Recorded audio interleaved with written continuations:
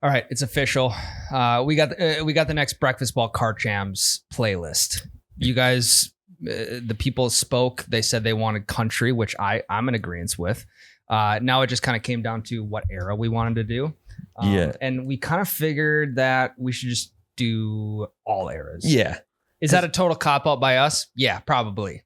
But it makes sense though, because like if I want to listen to 90s country, I also want to listen to shit from 2005 for sure. And I also want to listen to One Beer by Hardy.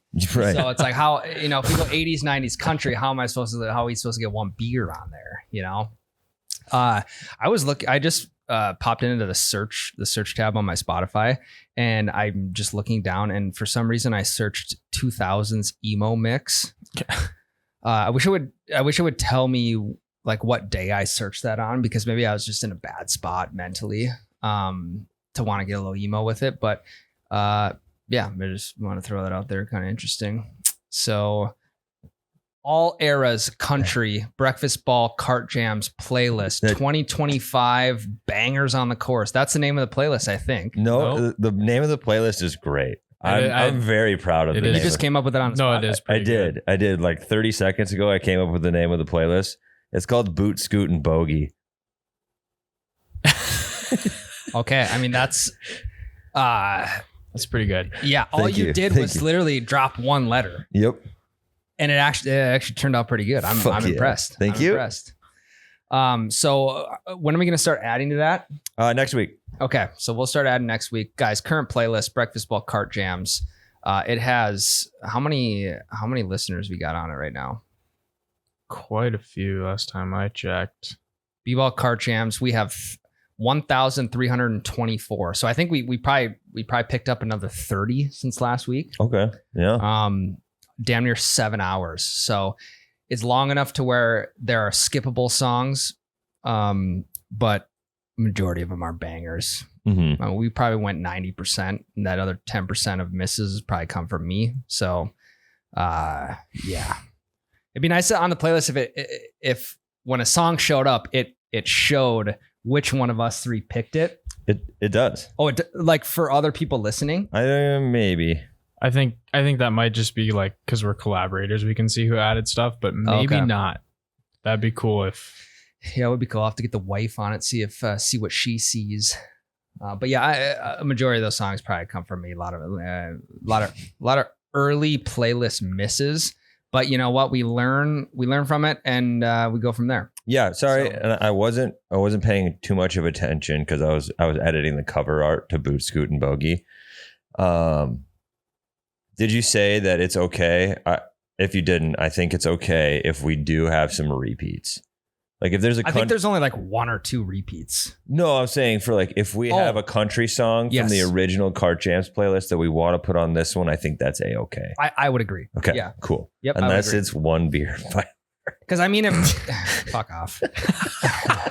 I mean, if we pick these country songs for the main playlist, like in our minds, then those are some of the better country songs to listen to. Totally. While you're on the course, so it makes sense to put them back into. Yeah, I think I'm gonna throw in some fucking sneaky deep cuts on you guys too. Yeah, we call those SDCs. Mm-hmm. Okay, enough playlist talk, guys. Played last weekend, one round, last summer weekend early AM round. Yeah, for me and my buddy. Because he's harvesting now, right?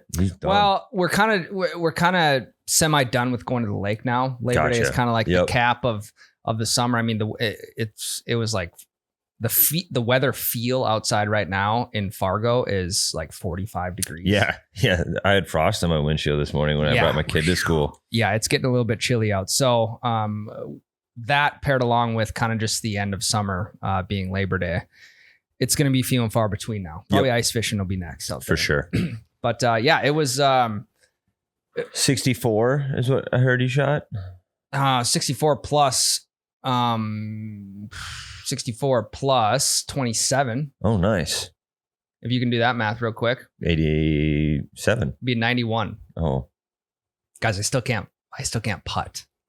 Can I ask you what you think about that 91? How does that feel? Like, what is it? I'll tell you why it feels good. Okay. Here or I shouldn't say that. I'll loop back around why I asked that question. Let me rephrase that. I'll tell you that it doesn't feel good. I'll tell you why I don't care about it. Okay. But the round started out it was one of the most unusual rounds for the first like 30 to 40 minutes right away. Okay. Because if you've been listening now for the last couple months, what me and my buddy do is we book 2 slots for the first tee time of the day. Mhm. And we typically show up at 30 minutes early. And the person at the clubhouse, who's always great, they just let us go out because the mowers, I don't know if those guys are showing up early. Mm-hmm. So this last weekend's tee time, first tee time of the day was 6:45. There was 2 slots left, booked it. So we're going to be with another twosome, but we're just going to go out early. So it'll be just 2 and 2. We get there at 6:15, 6:20, so 25, 30 minutes early. And we are the first car in the parking lot. 30 seconds later, another car shows up. Okay, we're like, all right, sweet. They're going to start getting the carts out, whatever. No, it is this old school teacher who we see playing there every single weekend. And he does the same exact thing that we do. Shit. And he's a member, so he doesn't even need to go in the clubhouse. He's a member and he walks. So he doesn't even need to go in the clubhouse. And they know him already. So from the time he opened his driver's side door to the time he teed off was probably like 120 seconds from what it felt like. Or 2 minutes for you folks at home. 2 minutes to narrow it down for you a little bit. So he was boom out of the car, clubs, push cart on the first tee box. He was off. Well, we're not members, so we're waiting around a little bit. We're waiting for the clubhouse attendant to get there, and we're like, okay, shit, it's fine. We played behind this guy last time. He cruises. Okay, so now it's probably 6:30, 6:35. There's still no other cars showing up. A couple minutes later, another car shows up. It's a twosome. These guys usually play behind us in the mornings. They were the twosome that had the 6:45 with us. That you were supposed to play with. Yes. So they roll up and we're just kind of sitting there hanging out like, what the fuck's going on here? We're like, we got to get a card. We got to get going. And they're like, hey, we're the 6:45, whatever. They're like, are you guys members? And we're like, well, no, we're not members. That's why we're waiting around to go pay. Like, oh, we're members here and we walk. So we're the 6:45. We're paired with you guys, but we're just going to go out now. Yep. Okay. So they start stretching, whatever. And then another car shows up. I'm like, okay, sweet. We'll get out right behind these guys. Like things are going to be good. Well, it's another twosome that just joined the guys that we were with. So I don't know how that worked. If they had the same tee time as us, but then these other 2 joined them, which I've seen them play together before. I'm not quite sure how all that worked. If we would have golfed with those 2 other guys, they tee off, all 4 of them. And we're still waiting around. It's like 6:41 now, and there's no clubhouse attendant. Weird. Mind you, while we're standing there, the 2 guys that were with us in our tee time, they're going through like calisthenics and stretching, and we're like, fuck. And they're taking some dry hacks, and we're like, damn, these guys are gonna fucking piss the ball down the fairway. They dribbled it, huh? Atrocious. Yeah. We're like, Jesus. We're like, if I'm going to stretch and hit a ball like that, I'm going to stretch at home to make sure no one sees that I'm taking it too seriously to hit one, to skyrocket one farther up in the air than it went down, like just down the fairway. Fuck yeah. So whatever. They go off. It's 6:43 and we're like, okay, there's nobody here. There's no carts out. Actually, there's 4 carts out, but none of them had keys. But there's push carts that are not locked up. We're like, okay, well, the green for hole 4 is about 100 yards from the clubhouse. So we say, all right, we're just going to grab 2 push carts. When we finish up hole 4, we'll just come back to the clubhouse and we will get our cart. So that's what we ended up doing. We just snagged these push carts and we walked the first 4 holes. And I'll tell you, my main pair of golf shoes are now in the garbage. Why? Because the blisters on the back, like my Achilles, halfway down fairway number 1, dude, haven't you had fucking atrocious. Haven't you had those shoes for years? That's why I have blisters now, because there's literally no sole on the Achilles. Oh, I only get blisters when my shoes are new, and then when they broke it in, I'm good to go. Yeah, I don't know if it was the socks I was wearing, but so things are not starting out great. I actually ended up par on number 1. My buddy parred number 1 as well. Number 2, number 3, number 4. Okay, we get done with the fourth. Green. Just drop our bags, run to the clubhouse, get a cart, come back, and for some reason, like the first 4 holes didn't even feel like we were playing because we were just like waiting for your cart. We were kind of just discussing how unusual things were and why we were walking, because we don't walk in the mornings. But it all turned out good. We got the cart for number 5, and my buddy was like, he was like 1 under through 4 holes. And here's me. Hole number 3 is a par 5. I tripled that one. I'll tell you in advance. I had 3 triple bogeys. Oof. In 18 holes. I ended up shooting 91. But I would say on like hole 11 or 12, we kind of realized that he was even par on the front 9. We kind of realized that he had the best round of his life going. His best round is 78. So at this point, my score, I don't really give a fuck about. I'm just kind of like trying to keep him in rhythm so that he can score as best he can. Ends up shooting 77. Hell yeah. So gets his PB. I'm like, fuck, dude, we might just have to start walking the first 4 holes and then getting a cart later. Just walked all of them. If he was 1 under through 4, he might have finished fucking. That's very true. 68. He might have shot fucking sub 70. But yeah, a very unusual round. It was, looking back at the summer, it was like when we got off number 18, we're like, dude, this was like the best thing that we have done all summer. And that was when we go to the lake, we're both there on the same weekend. We get a 6 to 7 a.m. tee time and we go play just the 2 of us. We were never paired up with another group. We never got rained out. The weather was always like immaculate. And I'm like, this is, we're living right now. This is peak manhood. That is the move, getting there super early, especially if you're paired with someone, because the chances of you getting to go off at a different time for sure are so much higher if you go right away in the morning. Exactly. Like there's almost a 0% chance if you go post 9 a.m. Oh, you're not gonna get off. And if you do, you'll get absolutely harassed by all the pace of play guys. Correct. Yes. What was also kind of funny was that, so I went and picked him up because his cabin's on the way to the course, and he comes in the car. He's just laughing, and he goes, "Yeah, my 2-year-old woke up when I got up," and he was like, he was screaming like, "Dad, stay here!" And so his kid kind of had like a breakdown, and so then his wife, they also have a 4-month-old. His wife has to get up with their 2-year-old. And he's like, when I walked out of the cabin, she stared straight through my soul. And then he gets a text. He got a text like an hour later, and she said, "You are bringing him to the golf course next time this happens." And he ends up shooting the best round of his life. So fuck yeah. Because it'll never happen again, buddy. It'll never. You peaked. Yep. It'll never happen again. So no, it's been a good summer. I look forward to those weekend rounds the most out of almost anything. Yeah. So. Yep. I still got one more round coming up, one more weekend of golf at very least. I got my fall finale with G-Pod Dave. Nice. Brainerd? More than likely. Let's go. I can't imagine we'd go anywhere else. So. No, I know that it's a law in most states to wear your seatbelt. But even for the ones that it's not, I would recommend getting the seatbelt that is Nicolay law. Oh. Because you can get in a car crash wearing your real seatbelt, but then you could still be in financial trouble. Yeah. So you need to call your seatbelt Nicolay law to really feel secure. That's a great comparison there, Tyler. Because like you said, it's not only a seatbelt that you wear in your car, it's a seatbelt that you wear after the accident happens. Yeah, it's a seatbelt on your bank account. Yeah. Keep you financially safe through any sort of car accident. Yeah, no, not that you don't have to worry if you're wearing a seatbelt, but it kind of just lessens the worry a little bit more. When, if something does happen to you, at least you have that safety net / seatbelt in your back pocket or over your chest. Yeah, I think last time we called him a security blanket. So we'll go Russell Nicolay, attorney at law, safety net, security blanket, and seatbelt. Boom. Put that on your business card, Russ.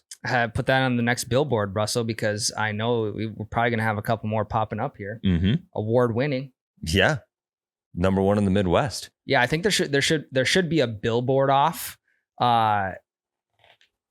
You choose wall drug, or Russell Nicolay. Ooh, it's close. It's close. You know, Wall Drug, it's only in a certain stretch. You see a lot of them, but you know, Russell Nicolay is kind of all over the Midwest. Yeah. So,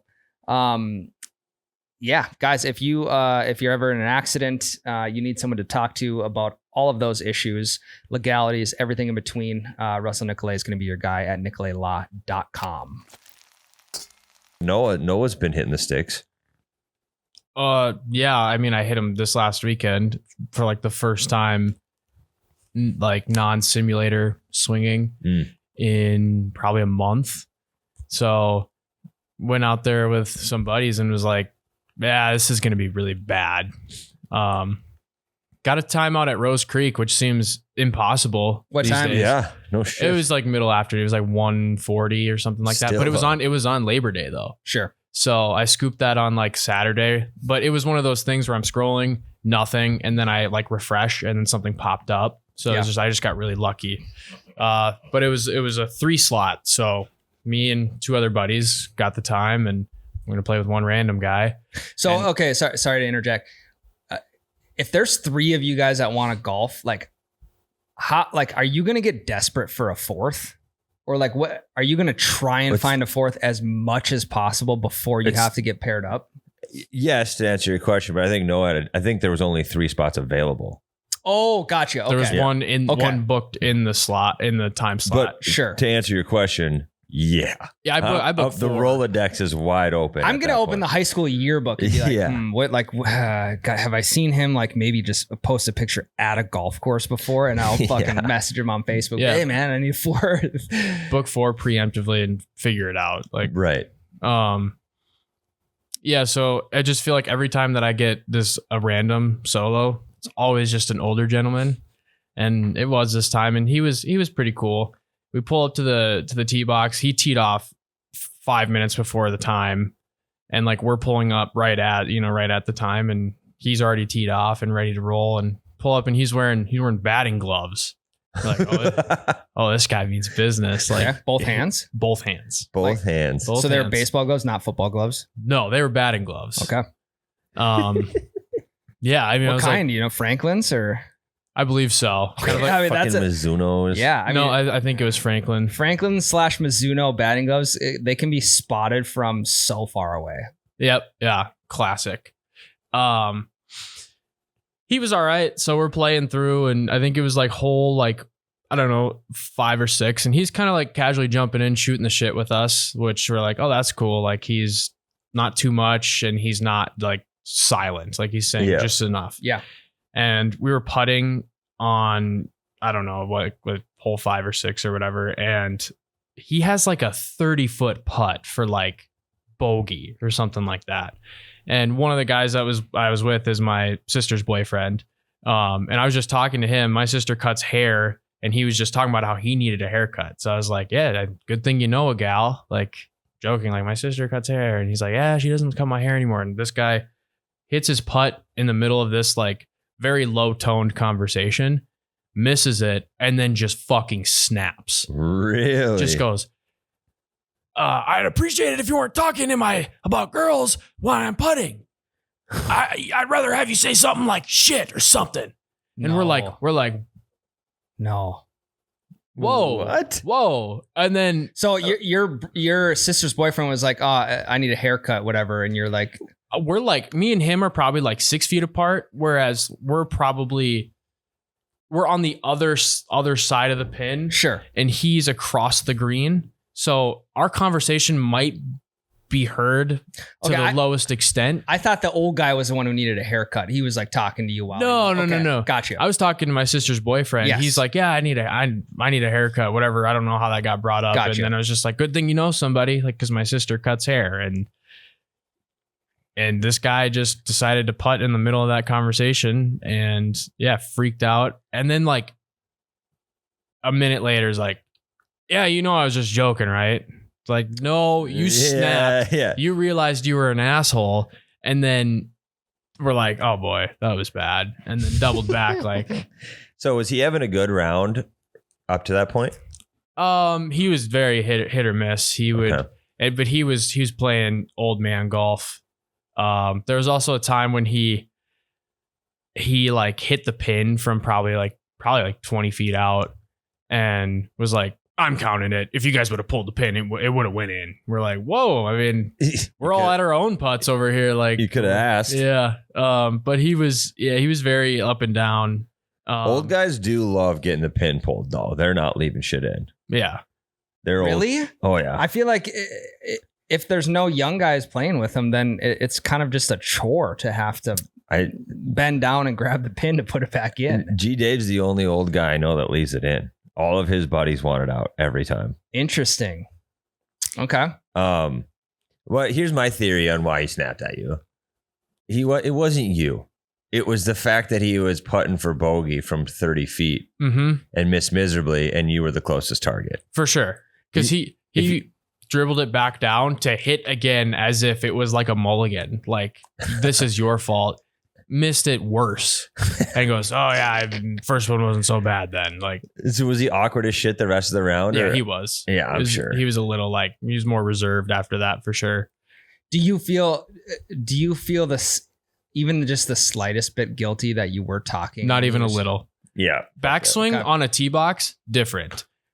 Putting, if we're yelling and screaming, if we're silent and he goes to hit his putt and we like raise volume, a little different. We were just like having like casual green conversation, like just like it's a very casual round. I understand. Yep. It's a gentleman's game and you need to respect the game and respect the people you're playing with. And if he would have even been up to putt and been like, asked us, be like, can you guys just hold that for a second? Like, I'd be like, okay, a little weird, but yeah, I would have. I'll respect that. But talk at the level talk to us in the level you were talking to your brother-in-law. And don't exaggerate or underperform. Just like, okay. Actually do it. Okay. So he said, man, I need a haircut. And I said, well, good thing you know somebody. And then that's a little loud. It's not egregious. Maybe just a tad too much volume. But if the conversation started before he had hit his putt, then it's kind of like whatever his pre-putt routine was also going through the noise. So the conversation started before he. Yeah, he should have been fine with that, or he. And that's how the round had been we were playing ready golf. It's a busy day, so we needed to stay moving. So we're playing ready golf, just like whoever's ready to putt, just go for it. Like it was not. And this guy was super laid back the whole time until like he missed a putt and was pissed about it. Yeah. Yeah, I'm still on your side. But me and Ryan will role play the volume you have to talk when somebody's over their ball. You think this guy has the line right? Fuck yeah. I feel like it's going to snap way more left than he's lined up for. Yes, we're not quite at a whisper, but we're definitely not talking at a regular volume. Correct. Yeah, correct. See, that's how I like, if we're like way off the tee box and like someone's about to swing and someone is talking to me like that, I'll be like, okay, that makes sense. But I try not to talk at all if someone's up on the tee box, like ready to swing. But yeah, unless you want to fucking scream in their backswing.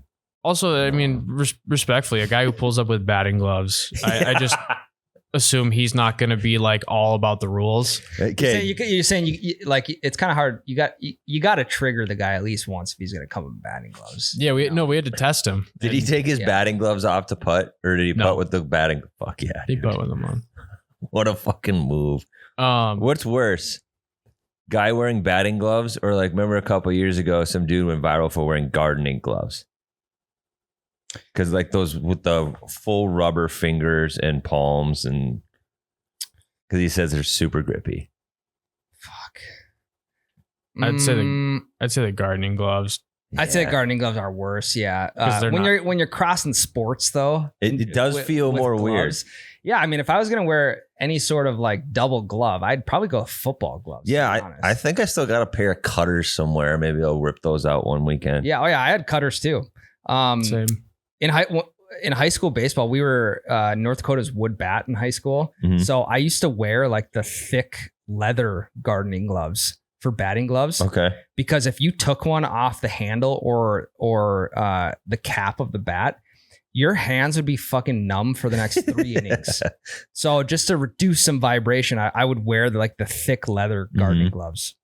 Hell yeah. What I would have made fun of you a shitload from the dugout. Oh, for sure. And I'm sure, yeah, we were wearing like Under Armours and hoodies underneath of our jersey during this time. Dude, spring and fall sports in our home states are just a crapshoot. I know. One football is like you're moving, right? You're like you're warming your body up. Baseball, like a lot of the time, you're just standing there. Yeah.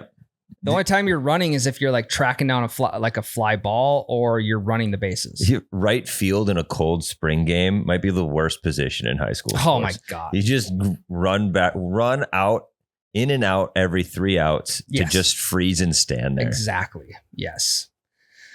The reason why I asked how you felt about the 91 was I shot a 91. Let's go. And you were pumped. Thrilled. Fuck yeah, dude. So all summer I haven't shot under I think a 97. It's been rough. And then like 2 years ago I was shooting like low 90s, high 80s, and then just like lost that. That's been gone since then. And Rose Creek isn't a walk in the park. I'd be pumped with a 91. It's a tough course. I was super thrilled. The back 9 I locked it in, but fuck yeah. Well, the front 9's significantly harder in my opinion. You got those water holes. Yeah, I would agree. The first 4 holes on the front 9 of Rose Creek suck. Well, hole 1's easy, and then from there on out, it is. Yeah. Kiss half of your ball stock goodbye. Yeah. I would say like post Labor Day is one of the best times for golf, though. Mm-hmm. Because you get fall rates. Well, you get fall rates, and there's a lot of people I feel like that hang it up after Labor. For sure. Once Labor Day hits, they're kind of done golfing. Yep. Fall rates. The herd is trimmed. Yes. And the course is kind of in fuck it mode. Yep. So you kind of get away with a little bit more. Yeah, and they're probably like, I don't know, the greens slow down a little bit because they're not mowing them as often. It's just a little bit colder in the mornings. Yep. Fall golf, it's already elite just based off scenery and depending on where you're at. But yeah, I feel like the course is definitely slowed down post Labor Day. A lot of fair weather golfers out there, which I understand. I get it. But yeah. Yeah, there's also something too, like the only shitty thing about fall golf is it's harder to get those early morning tee times. I know. Because you always have to worry about frost. I know our listeners to the south have never dealt with this. No. But there were several times, I think last year or the year before, where we had morning shoots where we were going to go shoot golf, and when they got canceled because the course wouldn't let us out there because the greens were frosted over. Well, or we had to wait a half hour. Yeah, and then by then we're like, well, fuck, now we got to go to work. Yes. How do the courses do that? If you have a say 7 a.m. tee time and they're like, oh, frost, we got to push things back a half hour. I think, if it's not full, like you just don't get to golf. Well, that fucking sucks. It does. What if you pay online? I'm sure you get a refund. They're not going to charge you for it. When I book online at the lake course, I have to pay like a booking fee. It's like for 2 of us, 18 holes in a cart, the booking fee is like $5.50. Yeah, because they just cash that if you don't show up. That's what that's for. But what if you can't, like, if the morning of, like, you can't get reimbursed for that? Because it's through the website. It's not through the course. I don't know. So couldn't tell you. I have no idea either. Good day for the course, I guess. Yeah. They're praying for frost.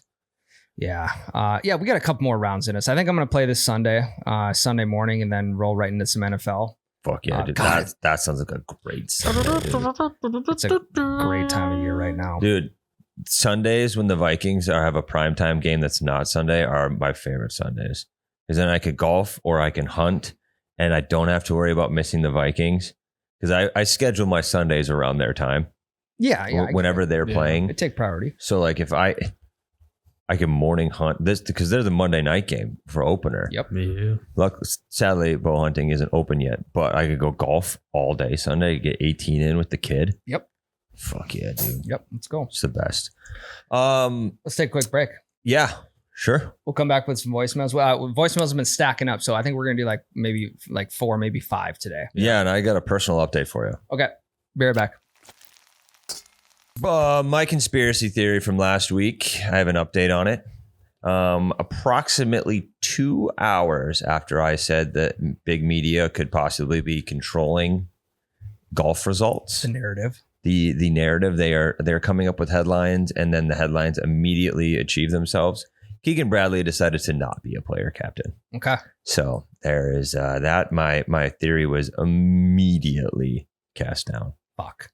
Yeah. Well, it's a good 2 hour theory. It was a fun, as Ryan would put it, 120 minutes. 20 seconds. Sorry. No. Minutes. It's 2 hours. 2 hours. Yeah. Duh. So yeah, it was fun while it lasted, but the theory immediately cast down, and Noah conveniently left out in the reel that we posted that I did mention that the Rory story has been happening for years and years, but Noah conveniently left that out. So I'm getting ripped again online for that theory. I didn't even see I have that. to create narratives. Sorry. Yeah, thanks, Noah. Thanks for that. When somebody burns my house down because of some hot take I have, I'll make sure that I report it to your insurance company. Those comments about Rory, they weren't even that bad. They were just saying, oh, so for the last like 10 years they've been creating this, or the storyline's 10 years in the making or whatever. It's like, yeah, which is something I mentioned on the podcast. Yeah. They gotta start making podcast equipment more expensive. They do. They gotta start making producers more expensive. Fucking guy hung me out to dry. I'll go watch the clip. I'll go watch. I haven't seen the full clip or read the comments. It straight up makes me look like a tinfoil hat freak. Okay.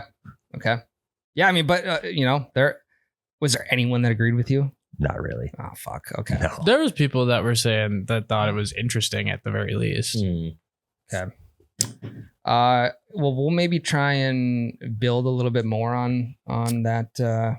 Just on your take in general. Yeah, but buried headline of it all is Keegan Bradley will not be the first ever player captain, despite finishing 12th in the points list. Yeah. Good on him, though. Good on him. I do respect the move. It would have been really cool for him to pull that off and be the first ever, considering his history. But we will not see Keegan Bradley swinging the sticks at the Ryder Cup.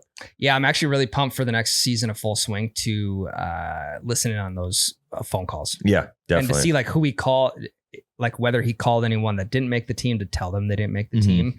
It's going to be very interesting. But we have Ryder Cup teams. They're solidified. Yes, let's hear them. Okay, for the U.S. team, and guys, the Ryder Cup it's the last weekend in September. Yep. So we're like 3 weeks out. Let's fucking go. U.S. players: Sam Burns, Patrick Cantlay, Bryson DeChambeau, Harris English, Ben Griffin, Russell Henley, Colin Morikawa, Xander Schauffele, JJ Spawn, Scotty Scheffler, Justin Thomas, Cameron Young. U.S. team captain Keegan Bradley, vice captains Jim Furyk, Kevin Kisner, Webb Simpson, Brandt Snedeker. I thought Brandt Snedeker, just looking at the name, I thought he was European, and Gary Woodland. So U.S. is, I feel like U.S. got a great chance to redeem themselves. Couple names that I don't really know that well. Russell Henley, Ben Griffin. Yep. Okay. Team Europe: Ludwig Olberg, Matt Fitzpatrick, Tommy Fleetwood, Terrell Hatton, Rasmus Højgaard, Victor Hovland, Shane Lowry, Robert McIntyre, Rory McIlroy, John Rahm, Justin Rose, Sepp Straka, team captain Luke Donald. Okay, initial reaction to hearing the teams. I think Team Europe might have the edge. You think so? I think so. Just because I knew almost every name in Team Europe, and I just knew most of the names for Team USA. Yeah, I mean, guys like Russell Henley and Ben Griffin, like that. JJ Spawn. I mean, Spawn is. I've quite literally never heard Ben Griffin's name until right now. Russell Henley, I've heard that name before. I don't know who he is. Sure, he's clearly good if he's on the team, but Ben Griffin, I've never heard that name in my life. Yeah, I mean, he's there. He's always there. Yeah, you know. I mean, I'm sure he is. He has to be, but he also doesn't have like the most electrifying name either. Like Bryson DeChambeau. Like that's a very memorable name, I feel like. Ben Griffin. There's probably a million other Ben Griffins out there. It's fair. You know? Colin Morikawa. You know, he's a one-on-one. Yep. So yeah, it's gonna be interesting. I'm jacked for it. At least we don't have to get up at 2 a.m. to see tee offs. Yep. It's just going to be kind of normal time, hour ahead of where we're at out in New York. So it'll be good. We got some good golf coming up. Yes, very excited. It's like we said, one of the few times we get pumped for professional golf. I know. Team golf. I mean, also team golf is just the best. And the fact that we've been to the Ryder Cup before, it just makes it even more special because we know the kind of the emotions and how electric it is. Yep. And now at this point in the podcast, I have to say my goodbyes. You're gonna do we're gonna rip some voicemails. Ryan and Noah time. I have to go and see what the people got. So Noah, hit me with the first V-mail. What's the number again? 701-406. Close. 701-404-7706. Okay. 404-7706. Yep. Guys, if you want to leave us a voicemail, advice, stories, anything like that, give us a call, leave the V-mail, and if it's good, keep it short and concise. Usually 60 seconds is about that's kind of the prime time. Yeah. It is hard. Yeah, shoot it over our way. It's hard to sift through the 3-minute ones. Yeah. And, yep. Make sure just for like podcast audio purposes, it's better if it's short and concise. Yeah. And that way we can get to more as well. Can always call back a second time if we play it for more details, which people have done before. Yep. So. Yep. Okay. First one here. Hey guys, multiple time caller, long time listener. Love it. Love you guys. Good morning. So I was golfing with a couple older gentlemen the other day. I could tell they, probably a little bit lonely. They, want to be a little chatty. I'm a very friendly guy. Sound like it. Get along with most people. And court girl comes around and, next thing you know, we're all trying to buy each other beers. And these two guys are arguing over with their, metal cards, the very heavy indexes. Ding, ding, ding. Mm-hmm. And the thought came to me. Now, I do fine, but golf is getting really expensive. And these guys obviously wanted to be my friend, and of course I like to play. Golf gets so expensive. Will I find myself a sugar daddy for tee times? Now, do I just start going with a group that's always going to pay? I need to know the thoughts. Thanks, guys. Oh, wow. That's a good question. Yeah. I mean, I think regardless of how much money you're making, it's always tough to have a peer pay for your stuff and not pay them back. Yeah. So, I mean, okay. Initial thought on this. All right. If you find somebody who is cool and like not a serial killer or whatever to do this for you, that's awesome. Right. But I feel like there's got to be some strings attached with something like this. Okay. So again, if you find someone who's going to pay for, your tea time, your cart, your drinks, whatever, there's just kind of like the male anatomy doesn't want to put someone else ahead of you, like monetary, like, does that make sense? Yeah. I'm having a hard time phrasing it. Like, here's an example for me, like, and this is with like my wife. It's not with other guys, but like, if we're out to eat, I could have half as much in my checking account than she does, but like, I'm not letting her pay. Like, it's one of those things. It's just like, I can't let her pay. So I'm always going to pay. So then like, it's one of those things too, where if so-and-so gets me a beer out on the course, like I got the next one. You got to get them like, back. I'm somehow. getting the next one. Yeah, you can't it's not a leverage thing, but you can't let them, or you don't want to like let them get ahead of you when it comes to spending money. If that makes any sense at all. It does. You understand what I'm saying. I totally get what you're saying. Okay. And then the flip side of this, like if you find your golfing sugar daddy, it's almost just too good to be true. Like, unless it's your dad, right? Then I think it's fine. But if someone that you have previously met is doing this for you, I don't know. They might just be a fucking weird person, and like they may not have any friends, and they're doing this because they want friends. And the reason they don't have friends is because they're maybe just psychotic and just an absolute wreck to be around. So, Yeah, I don't think it's something that you can go out and seek. I think it's something that just has to happen, maybe like a grandfather type figure. Yeah. But also if you do find like that grandfather type figure who's going to be paying for this stuff for you, I just feel like the male personality has to get them back in some way. So like they're never going to be ahead in a sense. Yeah. Like you kind of got to get even with them by, say you buy them, they've paid for your rounds all summer, you buy them a new driver or something like that. Mm-hmm. You know what I mean? So I don't know. It's not something I would seek out. If it's going to happen, you just got to let it happen. I guess. Yeah. I don't know. Kind of a weird situation, but yeah, I get what you're saying. Like, hey, dude, golf, like bottom line, golf is getting very expensive. Carts, half a cart over $20 at a lot of courses. Mm-hmm. It's hard to get out of a clubhouse playing 18 holes with a cart under $70. It can happen. The course might be a dog track. Who knows? But it's going to be tough for that to happen. Drinks on the course get more expensive, $5, $6, $7 beers, $8 mixed drinks. I mean, that's not everywhere, but in most places from what I've experienced. For sure. I just saw a post this morning. Someone bought one of like the new Callaway Elite drivers and it was like over $700, which is insane. Like 700, like you can get a full set for $700 and probably play just, I shouldn't say that you might not be able to play just as good, but probably pretty damn close if you can get used to those clubs. Think about the chip you could put into like a season pass with that $700. Oh, you could probably buy a summer pass with unlimited golf. Yeah. And just not as nice driver. clubs. Yeah. Yeah. I don't know. You think like the secondhand golf equipment market has got to be booming. Yeah. I've sold a putter. I think I've sold 1 or 2 putters. That's really the only piece of golf equipment I've sold like on Facebook Marketplace. But I don't know. I understand like going to buy a full set of irons for say $600 that are maybe like 3-4 years used.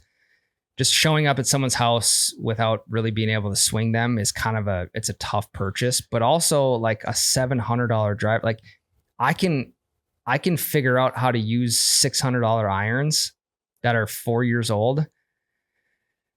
I mean, much better than I can get myself to pay $700 for a new driver that I'm probably just going to hit the same. Yeah. Yeah. There's a whole market for the second, the second swing, Facebook Marketplace, other like just other sites in general. You can buy a million. Yeah, there's a million of them. That's where I would say, I don't know, maybe 3/4 of golfers are shopping for stuff. Maybe closer to half, but I don't need a brand new driver myself. Like if I'll get one that's been used for a season or 2 instead. So dude, even golf balls, like the refurbished $4 or $5 a piece. Mm-hmm. Like if you get say the TaylorMade TP5s or the Pro V1s or anything like that, I mean, if you buy 2 boxes of those, the 24 balls total, that's like $4 or $5 a ball. And if you lose 3 of those in one round, there's $15 down the drain. So I just found a website called lostgolfballs.com. Okay. Great URL, by the way. Incredible. They're selling, they do have conditions on these balls. So it's like mint. It's like mint, near mint, or refinished. So they've had to have some work done on them, but you can buy 96 TaylorMade TP5 used golf balls for $114. That's a great deal. Yeah. I mean, even if 20 of them are shit condition, they're refinished. So if I find a Callaway Chrome Soft that's been hit on a cart path 4 times, I'm still going to hit it. Exactly. Until I can see a noticeable difference, I'm going to keep hitting that ball. Yeah. I mean, I just found this looking up used golf balls. Oh yeah. I will probably be back. Like these are good deals, like good bucket deals, it's a great bulk deal. deals. So Yeah, I agree though. Golf is getting expensive, and if you can have some form of a way out of, even if once a month that guy wants, it's like a guy wants to meet Wants to up and be treat like, ya. yeah, and he's like, Yeah. hey, like I just, especially like elderly, like they do just want to have conversation. Yeah, and they want to. They want to help too. They want to For have a sure. good time. They Yeah. want you to have a good time. And I feel like every person over the age of 60 just does not care about money. They're Yeah. like, it's whatever. I don't worry about it. Don't worry about it. So Yep. that's how it is. But Good question though. so Sugar daddy. speaking of golf and money and how much it costs, this next call kind of relates to that. Hey, boys. First time caller, long time listener. Let's go. Soup can for reference. Hell yeah. A couple things. One, what is the most you guys are willing to pay for a round of golf? I went on a golf trip recently, and one course cost us $155 for a round, not including souvenirs, course book, stuff like that. Also, Chevelle belongs on the playlist. Let's go. Take her easy, boys. Love you, buddy. Chevelle strikes again, like way later on, but Also another great question. You said you were on a golf trip, 150 some bucks for a round. The golf trip that I went on at the end of July, the first round that we played was 187 bucks. It's a top 50. Well, we listed off the public courses a couple weeks ago. It was like, I don't know, let's just say top 50 public course in the US. I'll pay that for sure. yeah. Because this is like a once a year, once every couple years type of deal. I'd pay up to $200 for a course that I'm going to be playing once in who knows how long. Now, it also like where you're playing matters. Mhm. Okay, so if I have a chance to go to TPC Sawgrass or fucking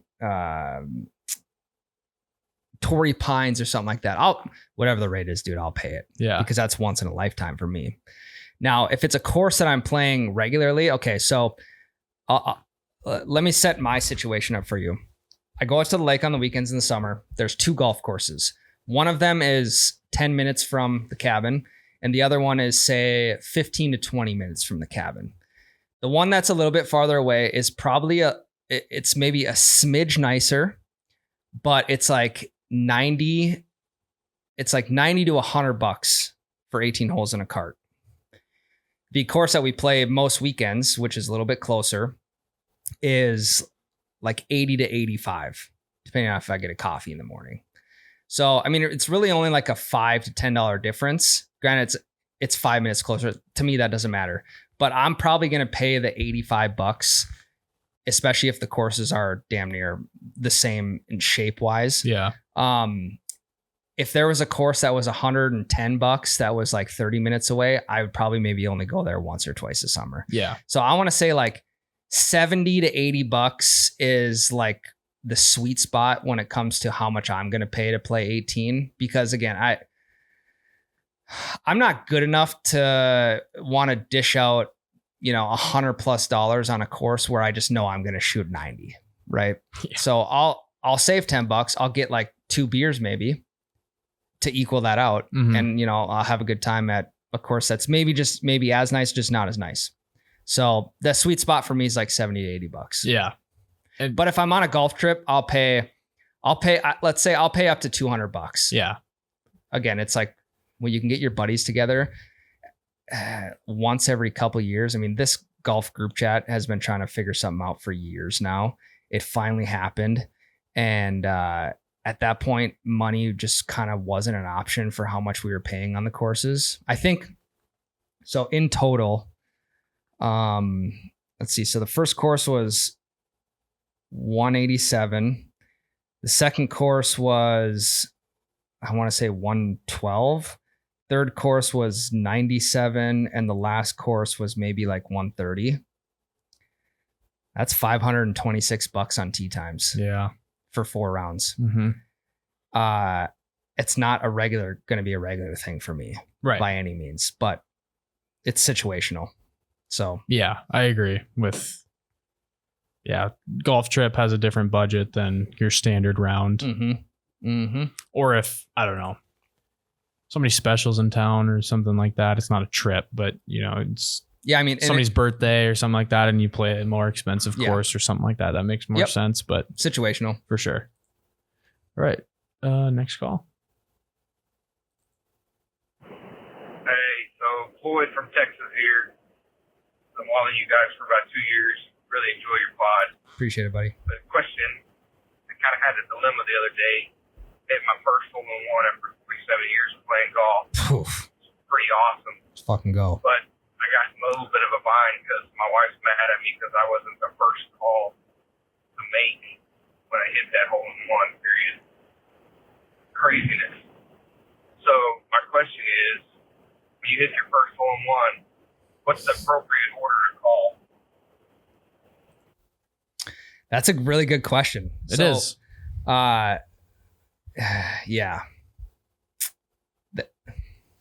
I guess I've never really thought about that because I don't really anticipate myself hitting a hole-in-one for a while anyway. Yeah. It could happen tomorrow. It could happen 10 years. Could never happen. Exactly.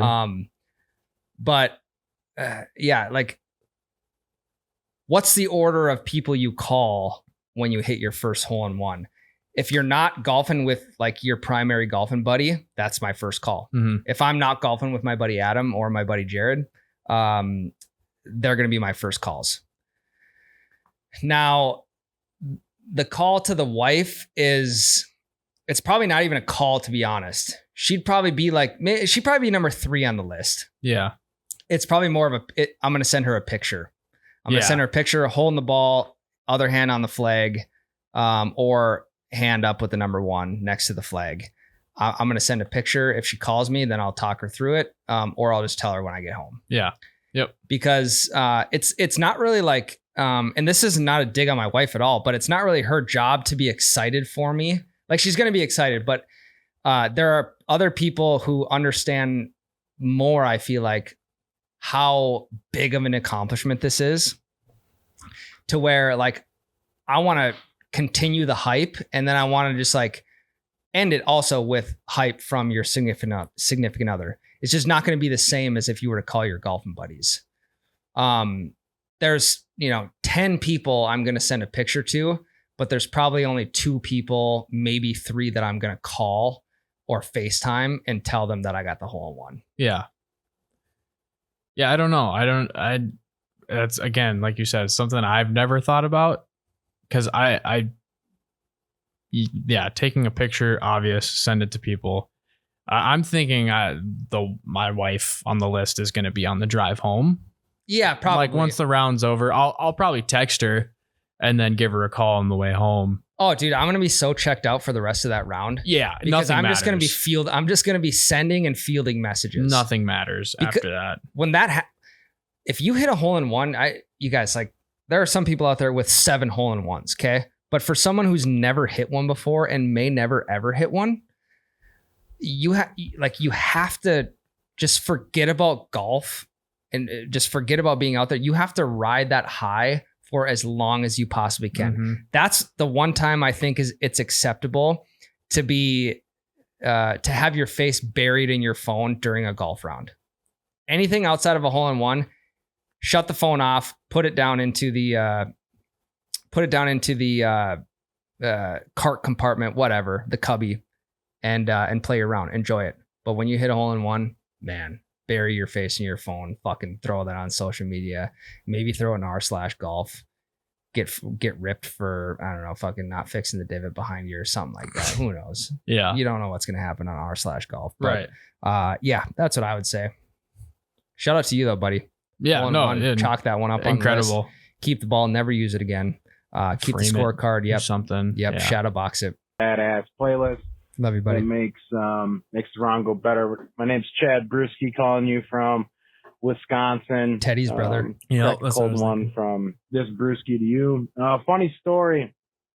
Took my oldest and my will be 3-year-old this weekend out for a quick little 9-hole. We wrapped up the round. It was a good time. We were just chipping and putting around the green, and I was kind of letting him do his thing, and he was swinging the putter a little aggressive for the putting green, but I was letting him do his own thing, and we were getting close to wrapping it up. And with his hard swing on the putting green, we were working on, being gentle and just tap it in, buddy. But he proceeds to absolutely Bryson DeChambeau send a piss missile across the green and into an older gentleman's shin. What would you guys do here? I kind of played it off. The gentleman was nice to me and kind of laughed it off, but you could tell he was a little irritated. But at the same time, he's just a 3-year-old. I think his shin will bounce back. What would you guys do? Thanks. Great work on the pod, guys. Love you, buddy. I've actually been in not this dilemma for the last month or so, but my oldest is a 3-year-old, and I've wanted to take him out on the course, but the one thing I'm scared about is giving him a club on the green. Yeah. I'm pretty afraid of that, to be honest, because we hit a lot of baseballs in the house. Like he's got his plastic golf clubs. When he is going to hit golf balls, I mean, he's taken beaver. He would take what would be a beaver tail on the course, just on the carpet. So I haven't done that yet. So shout out to you for having the balls to do that. And also shout out to the older guy for kind of being cool with it, because, some of those older guys, if they do see a 3-year-old like on the putting green, it might irk them a little bit. Like, okay, what people are out here to get away from their kids, aren't they? Whatever. Shout out to that guy for being cool. But if this happens to me and my kid blasts one across the green and hit, like, we're done. We're done putting at that point. Yep. It's not like I'm not gonna like blow up on him or anything. I want to be like, okay, yep, I'm just gonna kind of end it gracefully, and then we're gonna move on and maybe, I don't know, go hit some chips or go to like the like practice chipping area or something like that. Somewhere where he can be a little bit more wild with hitting golf balls than on the putting green, because some people like to hit the putting green just to relax a little bit. I'm probably shutting it down after that. Yeah. I'm not gonna like be like, buddy, what the hell are we doing here? We can't be. Just be like, oh, okay, yep, we're gonna head over to this area, and we gotta be just a little bit more careful hitting balls around here, because there's other people who's trying to enjoy it too, buddy. So we'll go hit some balls over here. Yep, it's kind of how I do it. Yeah, I figured that would be a good one, just because I knew you had one in that age, and I think Tyler has one right at that age or right around. Yep. Couple. I mean, he's got a couple, but yep. So, yeah, I mean, got to get him in it somehow, but gotta learn. One of these days, I'll bring him out here or out to the course. I was maybe going to do it last weekend, didn't work out. So yeah, I'll muster up the courage. I think what I'll probably do is just bring his plastic clubs with, and he can use those to hit. Mm-hmm. But yeah, it's definitely nerve wracking as a parent, because you don't want to run into the wrong person who is like just you don't want to run into the Karen on like the putting green or around that area. Yeah, who is going to throw an absolute fit that you're just trying to get your kid outside and enjoy some quality time with him. So just got to muster up that courage and not think about it. Right. But is that all we got for the V-mails? That's all we got. All right. Hopefully we can snag Tyler for a little longer next time. You have to run quick, but 701-404-7706. Yes, sir. Guys, call into the voicemail. Stories, advice, anything like that. We always enjoy listening to these. That's a wrap on this week. We'll see you again next week. We love you all. Love you.